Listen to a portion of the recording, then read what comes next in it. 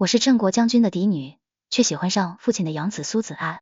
他为了求娶我，在父亲面前跪了3天3夜，只求将军给我2年时间，如若我功成名就还朝，求将军答应把锦衣下嫁于我。他临走前将一块红玉放我手心，待我大胜归来，以战功求皇上为我们赐婚，我要你风光大嫁。2年后，神人都知我朝出了个战神骠骑将军苏子安，战功赫赫。他回朝那日，我穿了嫁衣，等他拿圣旨上门娶我。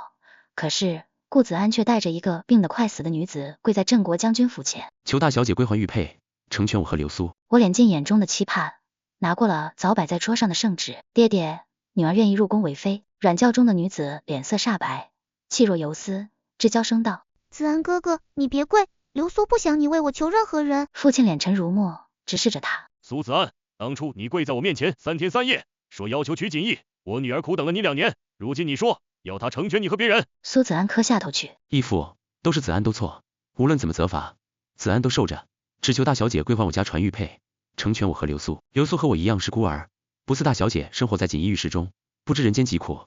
我与流苏的灵魂如同一人，大小姐与我是2个世界的人，不是2配。而且流苏为了我，在边关苦苦待了2年，手指因为给边关将士缝一做鞋袜而伤痕累累，也为了我落了一身的伤病。子安不能负了他，一定要娶她为妻。流苏为了他而绣花贴补家用，手指伤痕累累。我看着搭在软轿上的玉葱般的纤纤手指，又低头看了看自己磨秃的食指，心里一阵酸楚。丫鬟春儿气得呸了一口，说道：骠骑将军好没良心，难道大小姐这2年做的鞋袜都喂了狗了吗？顾子安抬头看我，又仰直着脖子说道：大小姐送来的鞋袜难道是自己做的吗？不过丫鬟婆子的手艺，大小姐的个名声罢了，哪里比得流苏的心意？我眼睛一红，我为了她开始跟着丫鬟学做鞋袜，食指都戳满了洞，做的鞋子也从歪歪扭扭做的扎实舒服，里面还续了棉保暖，最适合边关将士穿。可是我看着她脚上露出绣了繁杂的绣纹的鞋子，终于别转了头。一个人心不喜欢你，无论你做什么都是借口和辩解。我阻止了将丫鬟再度想出口的话。春儿，将玉佩拿来。我接过盒子，打开看了一眼里面的红玉，2年前他亲手交在我手中，眼里满是温柔。锦衣，你等我，我一定立下赫赫战功，求皇上圣旨赐婚，我会让你风光大嫁。如今却判若两人，他跪在面前，求我成全他与别的女人。我拿着玉佩走下台阶递给他，祝将军和流苏姑娘百年好合，夫妻恩爱。他看着我憔悴的神情和红红的眼圈，有点不忍，刚想开口，软轿上的流苏姑娘一声轻咳，他马上转过身去。怎么了？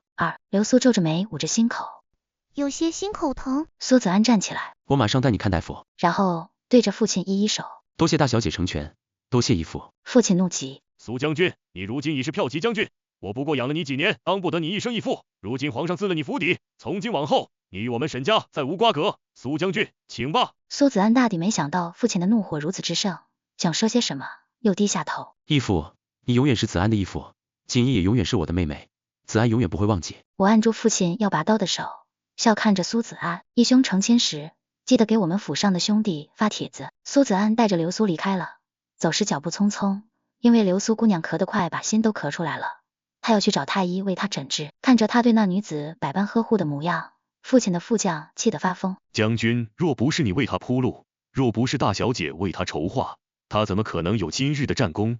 他简直就是养不熟的白眼狼。说完，小心翼翼看我一眼，怕我伤心，眼里满是为我打抱不平的愤怒。这2年，京城里的人都知道我待嫁闺中，拒绝了无数上门提亲的人，只一心等待苏子安归来。如今他成了战神，满月而归，所有人都在等着他迎接我。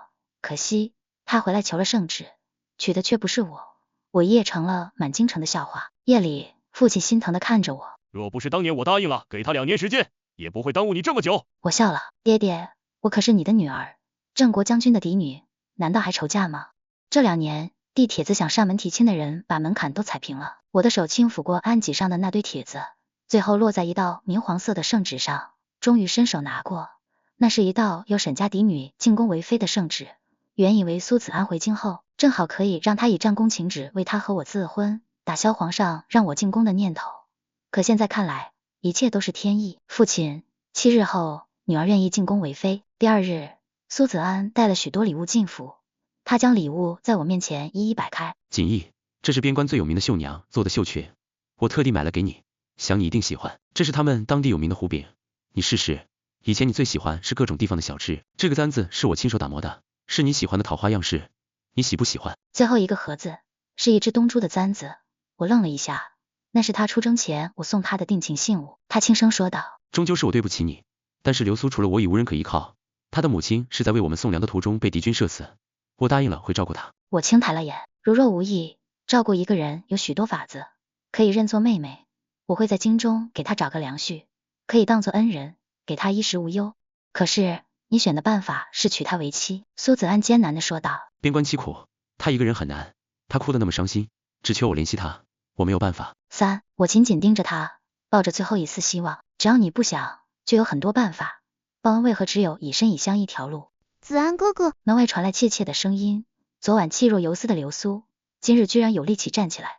有丫鬟扶着站在门外，披着无一丝杂毛的白狐披风，弱不禁风的站在外面。她缓步进来，看着我，锦衣小姐，不怪我不请自来吧？她羞红着脸看着我，听子安哥哥说你是他妹妹，7日后我们大婚，妹妹一定要来喝喜酒。我们在京中并无亲友，只有你们是亲人了，到时候挑嫁衣、备嫁妆这些事，还请妹妹帮帮我。流苏，苏子安打断她的话，我抽出被她抓着的手，淡淡的笑着，7日后啊，那正是我入宫的日子，那日妹妹一定有大礼奉上，帮义兄和嫂子挑嫁衣、备嫁妆这种事，我一个未出闺的女子不好出面，不如派府上管教嬷嬷去帮嫂嫂吧。别的事，义兄可以让府中的哥哥们帮忙，父亲收养过好几个孤儿，在府中都以兄妹相称。流苏红着眼睛低下头，好像他们都不喜欢我，流苏也不知哪里做错了，我只是担心出嫁的时候做得不好，让人笑话子安哥哥。流苏伸手握着我，锦衣妹妹，我只是想多与你亲近亲近而已，我是真心把你当做妹妹的。子安哥哥说你不善绣花，我特地带了我的红盖头来，你看看这鸳鸯绣的好不好？如果你喜欢，我可以将绣图给你，你将来出嫁时也可以照着绣一张。红的刺眼的红盖头放在我的手心，我的眼睛红了。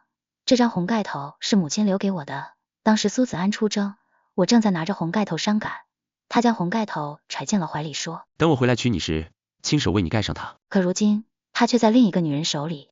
苏子安一把抢过红盖头，神色慌乱地说，你怎么翻我的柜子拿我的东西？这个不是你成亲用的红盖头。流苏愣住了，眼泪马上落了下来。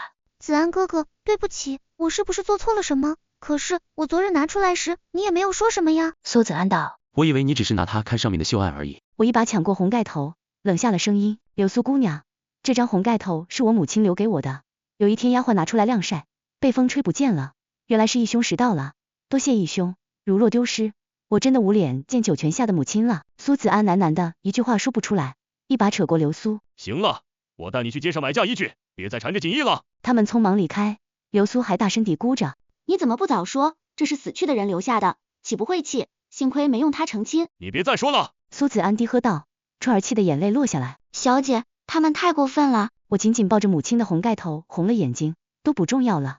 如今母亲的遗物再次回到我手里，比什么都重要。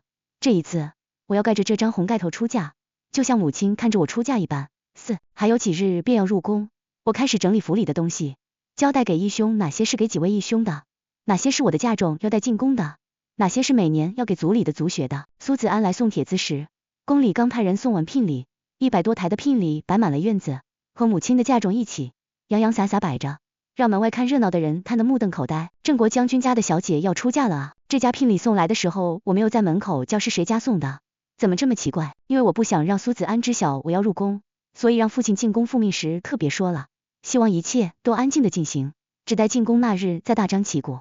皇上听说是我的意思，居然也同意了，所以今日宫中来下聘，旁边居然一点消息也没听到。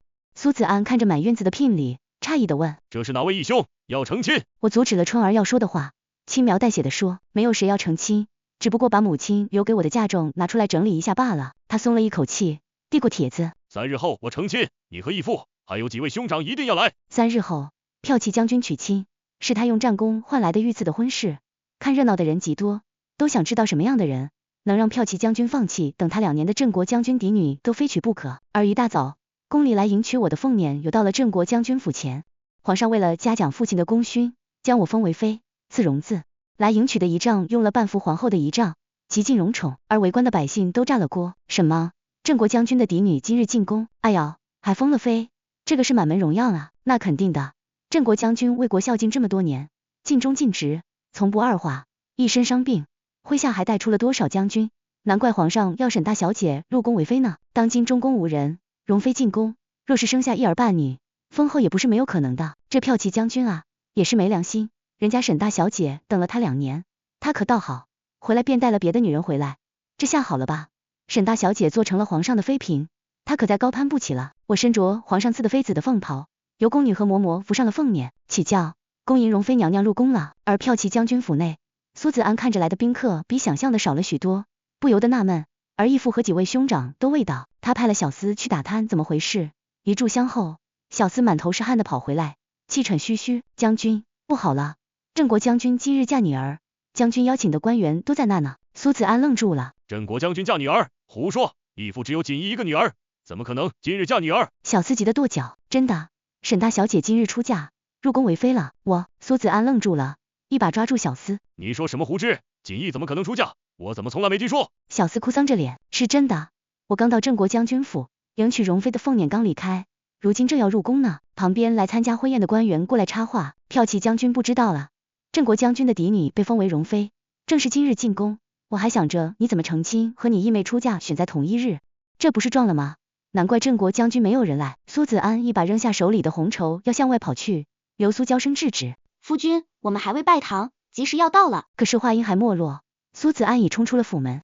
他赶到郑国将军府时，下人们正打扫着地上的鞭炮屑，他看着正准备进府的义兄，一把拦住，大哥，今日谁出嫁？大哥看着他，一脸的漠然。今日是锦衣进宫为妃的日子。苏子安低吼道，我怎么不知道？你们怎么能让他进宫？皇上3宫6院，他怎么受得了？你们怎么做他的兄长？义父也不知道周旋吗？你们怎么能让他进宫？你们都在干什么？大哥变了脸色，一个耳光狠狠打在他脸上。你有什么资格说这个话？他是为什么入宫，都是因为你，他等你回来娶她，结果呢？你用战功求了圣旨，娶了别的女人。如果你遵守承诺，回来求一道赐婚的圣旨，锦衣便不用入宫。可是你没有，你背信弃义，忘恩负义。你现在说这个有什么意义？锦衣今日开始就是容妃了，从此你再也见不到她了。苏子安踉跄后退几步，什么？我不知道，他为什么不告诉我？大哥恨恨地看着他，你回来就要拿回信物，要娶流苏，已求了圣旨。你让他怎么说？当年若不是你苦求义父给你2年时间，锦衣早可以选了良人嫁了，何苦等到如今，最后到了见不得人的地方去？你害苦了他，也害得义父把女儿送进宫去，你还有脸在这里闹？给我滚！我以后没有你这样的兄弟。二哥从府里冲出来，一把将大哥扯进去。跟这种白眼狼说什么？当初锦衣到处筹银，带着人辛辛苦苦做鞋袜，做棉服送到边关去给他和那些将士，食指都磨秃了。早知如此，给狗都还知道感恩。苏子安脸上的血色一寸寸褪尽。什么棉服鞋袜？我从未收到过京城送去的棉服鞋袜，只有流苏在城中带了夫人们给将士们做鞋袜棉服，每次我们军营回防的时候，他都会送到军营去，大家都知道。二哥一脸冷笑。所以你亲眼见过他带人做吗？还是有人冒名领功呢？锦衣做的东西都会在边角绣一个苏子燕，你若有心也早能发现，可是你瞎了眼，盲了心，和你这种人有什么可说的？两人进了府，将他弃在门外。关门。郑国将军府的大门在苏子安面前慢慢的关上。苏子安愣了半晌，转身往宫门的方面跑去。在宫门前，苏子安追到了进宫的仪仗。锦衣，你听我说，我真的不是故意的，若是你不想进宫，我会想办法求陛下打消念头。我看着近在咫尺的宫门开了口，停轿。我隔着红盖头，对着冲进轿前的苏子安清晰大声的说道，声音足以让所有内侍和礼部官员听见。义兄，锦衣进宫是心甘情愿的，今日义兄大婚，未来得即送上贺礼，这份礼物就当是我给义兄和嫂嫂的新婚礼。我的丫鬟春儿递给他一个木盒。骠骑将军大喜，今日成亲，就便组着小姐进宫的吉时了。起轿，凤辇稳稳的抬起，慢慢的抬进了皇宫。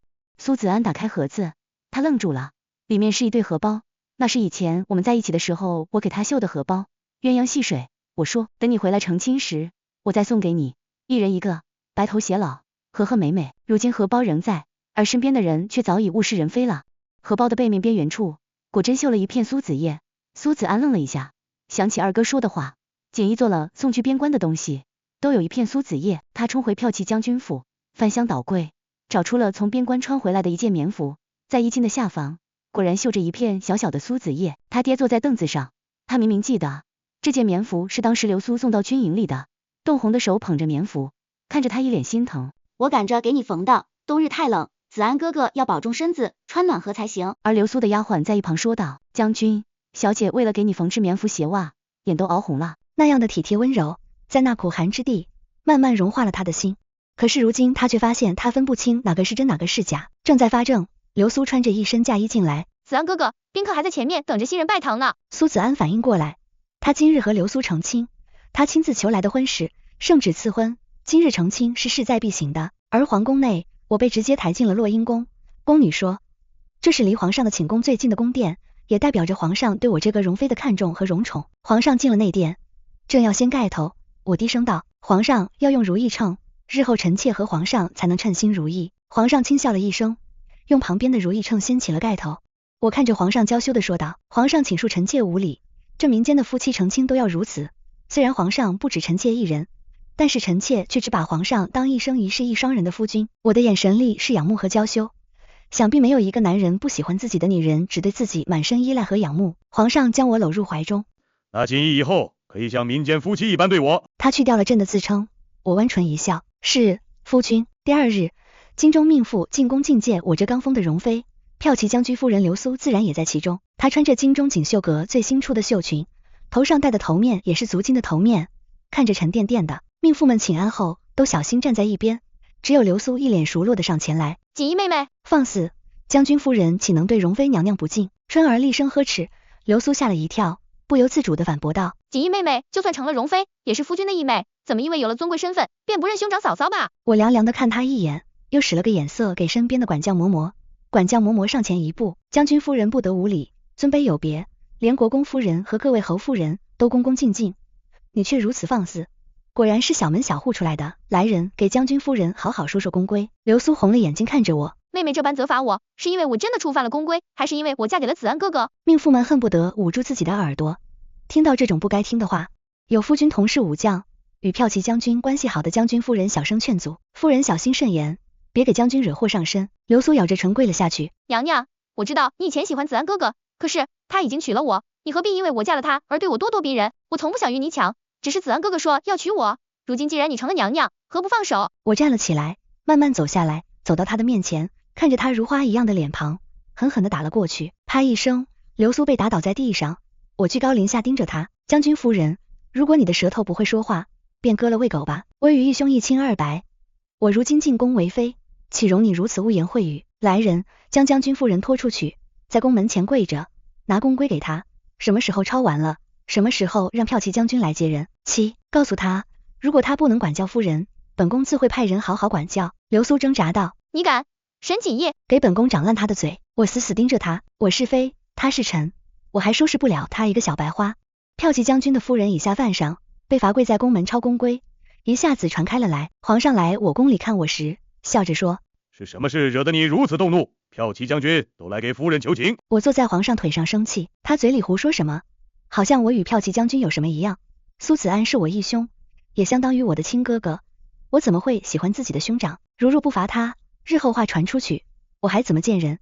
要是夫君听见，误会妾身，妾身又如何辩白？这要在民间，夫君都要去帮自己夫人去打回来出气才是。我自己把话先撂开了来，摆得明明白白，反倒让皇上笑了起来。这有什么？那夫君去帮夫人出口气。我已在皇上怀里笑得高兴，夫君说话要算数，也许是宫里没有嫔妃如此这般与他相处，皇上居然很是吃这一套，转头便吩咐找了2个管教嬷嬷跟着骠骑将军夫人回府，并吩咐要好好教流苏规矩，什么时候教好了再回宫。皇上赏赐是荣光，可是皇上赏的是管教嬷嬷，那就不是赏赐，而是打脸了。流苏跪到膝盖青紫一片，回到将军府时，哭得眼睛红肿，扯着苏子安的袖子，可怜兮兮地说，夫君，沈锦衣他就是故意当着所有命妇让我难堪，他记恨你娶了我，故意为难我。苏子安皱着眉说，锦衣不是那种小心眼的人，他如今已是容妃，你说话要小心才是，别给锦衣招惹麻烦。流苏尖叫起来，我是你的妻子，你不护着我，去为他说话，你从成亲那日开始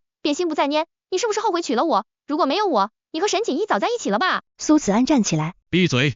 宫中管教嬷嬷已进了府，如果你不想惹恼贵人，你最好闭嘴。苏子安没有再搭理他，他心中有许多的疑惑需要解答，而流苏也因为宫中赏赐的管教嬷嬷，一直待在府中学规矩，被折腾得苦不堪言。3个月后，管教嬷嬷回了宫复命，奴婢不辱使命。骠骑将军夫人如今规矩算是学好了。而正在此时，有一封万民书从边关传到了京城，是为骠骑将军夫人请命的，说他在边关的时候，常带着府里的丫鬟婆子们做针线，为边关的将士们做鞋袜棉服，还用自己的嫁妆买了粮草救济城中的百姓。有多少人因为他捐赠的粮食而活了下来？大朝会上，皇上看着万民书龙颜大悦，看着苏子安说：将军夫人大义，实在值得嘉奖。来人，传骠骑将军夫人进宫。流苏收到了旨意，穿着命妇的衣服，仰着头得意的进了宫。皇上看着他问：边关有封万民书，要求朕嘉奖你，说你做了无数善举，为将士缝制棉服鞋袜，捐粮草给百姓，帮他们渡过难关。流苏跪倒在地：陛下，这是臣妇应该做的，因为边关将士辛苦，臣妇只不过尽了绵薄之力，而给百姓粮食是不忍看他们受饥来饿，所以将嫁妆变现，买了粮食。皇上大悦：好，好，不愧是将军夫人，朕便封你为一品诰命夫人。正在这时，兄长站了出来：启禀皇上，臣有事启奏。骠骑将军夫人说自己为边关将士缝制棉服鞋袜，臣想问，一共缝制了多少？变现嫁妆给边关城中的百姓买粮，又捐了多少？流苏脸色一变，支支吾吾地说：臣妇做鞋，不为居功，哪里记得这些？兄长从怀里拿出一本册子：我记着。2年时间，一共缝制3000件棉服，3000双鞋袜，变现嫁妆买了粮草5000石。将军夫人，这数目可对？流苏慌乱的点头：大约是吧，臣妇哪里记得？你撒谎，这些东西根本不是你做的，是我的义妹，如今的容妃娘娘做的。2年时间，她带着府上的仆人，还有善堂的绣娘们，缝制了3000件棉服，3000双鞋袜，变现嫁妆买了粮草5000石，分3次送至边关，每一次都送到了骠骑将军的府上，由府里的管事分发。臣想问，这些东西可是与将军夫人所说自己捐赠的一模一样？流苏煞白着脸：胡说，我从未收到京城寄来的东西，那些都是我自己带着仆妇做的。兄长嘲讽的笑道：是吗？那夫人可有购买粮草棉花的账本？这么多的棉服粮草，在边关小城，应该卖你东西的商铺都记得吧？可是容妃娘娘的每一笔账都有记录，有粮铺的老板、衣料铺子的掌柜，包括善堂的绣娘和仆妇皆可作证。将军夫人冒名居功，该当何罪？苏子安不可置信地看着他：你骗我！那些东西是锦衣送到府里的。皇上冷着脸：骠骑将军，传你府上管事，不就知晓了吗？苏子安府上的管事跪在殿下，瑟瑟发抖。不关草民的事，是夫人。当时他住在府上，东西送到的时候，他拦了下来，换了包裹的油布，派人送到将军手里，说是为边关将士制作的。那些粮食也是以他的名义施粮，在城中有了善人的名声，他不许小人说出去，说要是让将军知晓，便将我全家发卖了。苏子安倒退几步：原来这些都是假的，你说的为我日夜缝制，磨秃了食指，我还奇怪，为何你的食指如玉葱一般，不像做过这些活计的？兄长鄙视地看着他：只因为你瞎了眼，忙了心。锦衣因为跟义父到过边关，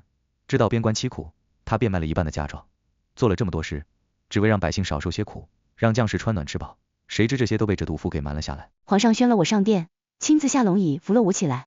朕的容妃居然是如此心怀天下之人，为何做了这么多事，却从来不说也不邀功？我笑了，我做这些又不为着嘉奖，只是见不得人受苦罢了。皇上紧握了我的手，大声宣：即日起，容妃敬为贵妃，主6宫事。又看着跪在下面面无人色的流苏：骠骑将军夫人流苏冒领容贵妃之功，褫夺诰命，杖20，流放至边关做苦役。流苏瘫软在地，扯着苏子安的衣袍：夫君救我，救我！可是话未说完，已被人拖出了大殿去受刑去了。流苏被流放了，在出发时，有百姓在城门外看热闹，不要脸，居然敢抢别人的功劳，说是自己的。若不是他冒领功劳，估计骠骑将军不会娶她呢。这种毒妇，呸！一些百姓拿着剩菜叶和烂番茄往他身上扔，砸着浑身臭气熏天，连官役都不敢靠近他，捂着鼻子走远。他苦苦等着，望着城门，可是很失望，等不到他要等的人。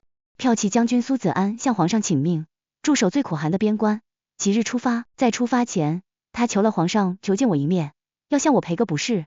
他红着眼睛看着我：对不起，锦衣，是我错了，如若不是我心盲眼瞎，误信了他人，也不会到如今的地步。我微微一笑：苏将军，往事不必再提，希望将军保重，为国驻守边关，护一方百姓安宁。无论如何，你是一个称职的将军。几个月后，边关传来骠骑将军战死沙场的消息。